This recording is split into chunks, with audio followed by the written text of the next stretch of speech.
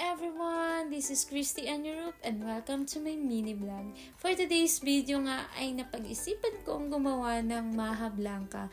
At ito nga pala yung mga ingredients na prepare ko. At ito nga pala yung mga ingredients na kailangan kong gamitin. Meron akong cocoa milk or coconut milk, fresh milk, condensed milk, sugar, and cornstarch. Meron din akong corn or mais. Yung una ko ang ginawa ay pinaghalo ko yung coconut milk, fresh milk, condensed milk, corn, at saka yung sugar. O diba, trying hard yung tita nyo? Kala mo naman talaga, expert eh. Actually, this is my first time to cook maha blanca. Yung palagi kasing gumagawa sa bahay is yung ate ko na si Manang Leia. Masarap kasi siya gumawa nito, sobra. Shout out sa you, sis! Judge mo na lang ako pag mali-mali yung ginawa ko. Yung pagluto pala nito ay dapat huwag mo siyang tigilan sa paghalo para hindi mamuo yung maha. O diba, nagturo. Akala mo naman talaga, yung galing-galing, no?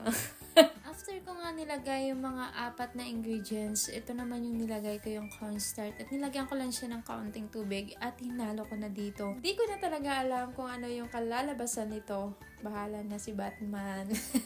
Pagkatapos ko nga nilagay lahat ng mga ingredients, ay dapat continuous yung paghalo nito para hindi dumikit sa pan. O diba, stress na ang lola nyo. Medyo matagal-tagal din kasi yung paghalo nito. Gusto ko kasi makuha yung tamang consistency nito. Actually, wala nga sana akong balak mag-take ng video, pero sabi ng nanay ko na mag-video daw ako para sa vlog ko. Buti na lang talaga, hindi pa ako nakapag-start magluto. Buti pa talaga yung nanay ko, nire-remind ako, support yarn.